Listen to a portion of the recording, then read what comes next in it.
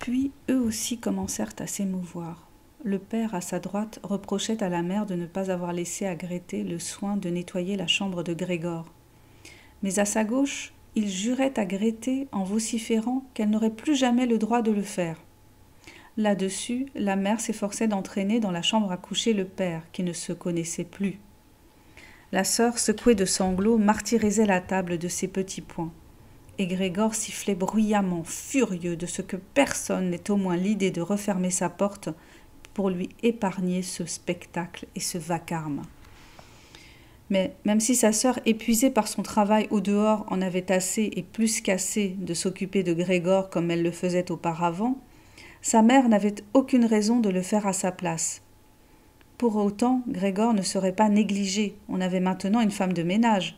Cette vieille veuve, que sa robuste carcasse avait dû beaucoup aider au cours de sa longue existence à surmonter le pire, n'avait aucune aversion particulière pour Grégor.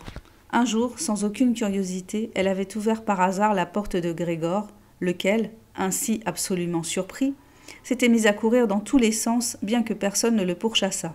Elle en était restée clouée sur place, stupéfaite, les mains croisées sur sa bedaine. Depuis lors, elle n'omettait jamais d'entr'ouvrir la porte de Grégor, une fois le matin et une fois le soir, toujours furtivement, et de jeter un coup d'œil à l'intérieur. Dans les commencements, pour l'inviter à s'approcher, elle lui lançait des « Allons, arrive, vieux bousier » ou des « Voyez-moi ce vieux bousier » qu'elle trouvait apparemment aimable. Ainsi interpellé, Grégor se gardait bien de rien faire. Il restait où il était, sans bouger, feignant même d'ignorer que la porte avait été ouverte. Ah, si au moins, au lieu de laisser cette domestique le déranger pour rien au gré de son humeur, on lui avait donné l'ordre de nettoyer sa chambre. Un matin, de bonne heure, une grosse pluie cognait au carreau, peut-être pour annoncer l'approche du printemps. Grégor fut tellement exaspéré de la façon dont elle recommençait à lui parler qu'il se tourna vers elle comme pour l'attaquer, mais en fait avec lenteur et difficulté. Loin de prendre peur, la domestique saisit tout simplement une chaise posée près de la porte et la brandit bien haut.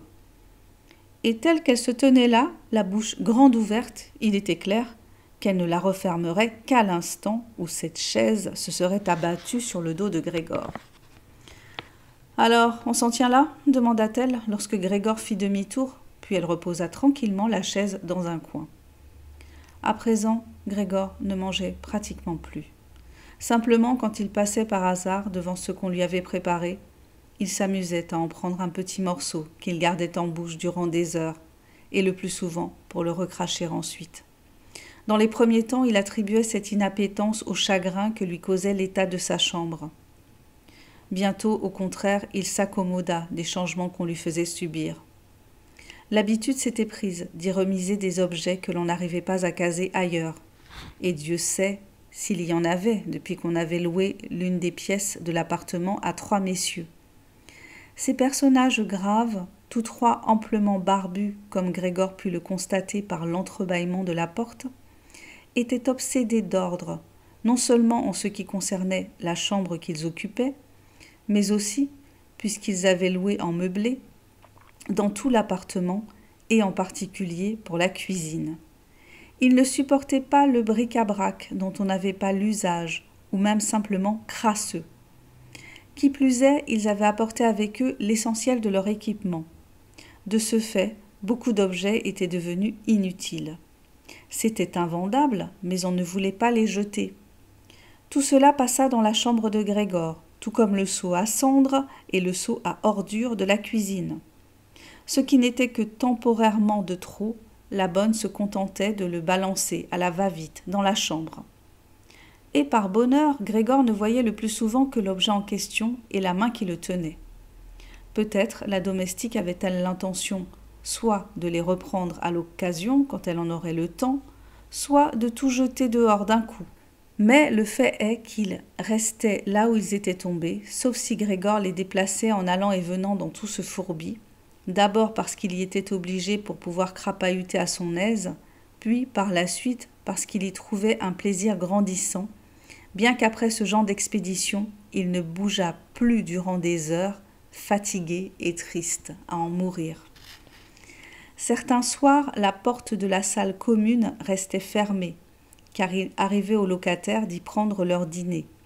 Mais Grégor n'avait pas de mal à renoncer à ce qu'elle fût ouverte.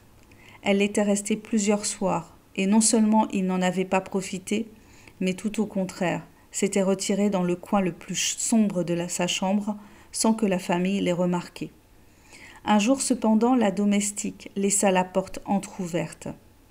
Elle l'était encore, quand ces messieurs les locataires firent, ce soir-là, leur entrée dans la salle de séjour et qu'on fit de la lumière. Ils s'assirent au haut bout de la table, là où jadis le père, la mère et Grégor avaient pris leur repas, déplièrent leurs serviettes et empoignèrent fourchettes et couteaux. La mère, un plat de viande entre les mains, apparut alors dans l'encadrement de la porte, aussitôt suivie de la sœur, qui portait, elle, un bel empilement de pommes de terre. Les messieurs se penchèrent sur les plats que l'on venait de poser devant eux, comme s'ils voulaient les examiner avant de manger. Et de fait, celui du milieu, auquel les deux autres paraissaient subordonnés, préleva un morceau de viande à même le plat, visiblement pour s'assurer qu'elle était d'une tendreté satisfaisante, et le cas échéant, la renvoya à la cuisine. Il fut satisfait. La mère et la sœur, qui l'avaient regardé faire avec anxiété, sourirent, soulagés. Dans ces occasions, la famille mangeait à la cuisine. Toutefois, avant de s'y rendre, le père entra dans la salle commune, et la casquette à la main, fit le tour de la table après s'être incliné une fois. Les trois locataires se levèrent comme un seul homme et marmonnèrent quelque chose dans leur barbe. Puis, une fois seuls, mangèrent dans un silence presque total.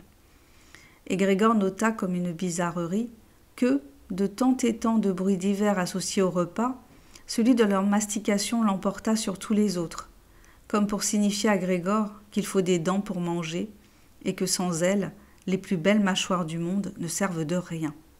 Et Grégor se dit, soucieux, « De l'appétit, j'en ai, mais pas pour ces choses-là. Comme ils s'empiffrent ces locataires, et moi, je me meurs. » Tous ces temps derniers, Grégor n'avait pas souvenance d'avoir entendu jouer du violon. Or, ce soir-là, précisément, il résonna depuis la cuisine. Les locataires avaient fini de dîner. Celui du milieu avait sorti un journal, en avait distribué une page à chacun des deux autres, et bien calés au fond de leur fauteuil, tous trois lisaient et fumaient. Aux premières notes du violon, ils dressèrent l'oreille, se levèrent, allèrent sur la pointe des pieds jusqu'à la porte qui donnait sur l'entrée, et restèrent plantés là, serrés l'un contre l'autre. Sans doute les avait-on entendus de la cuisine, car le père leur cria « Peut-être ces messieurs n'apprécient-ils pas que l'on joue du violon ? On peut arrêter tout de suite. »« Au contraire, répliqua le monsieur du milieu, mademoiselle accepterait-elle de nous rejoindre et de jouer dans cette pièce-ci ? Ce serait tout de même beaucoup plus confortable et convivial. » « Oh, je vous en prie !» cria le père, comme s'il avait lui-même tenu le violon. Les messieurs reprirent place dans la salle et attendirent. Quelques instants plus tard arrivèrent le père et le pupitre, la mère et la partition, puis la sœur et son violon. La sœur se disposa tranquillement à jouer.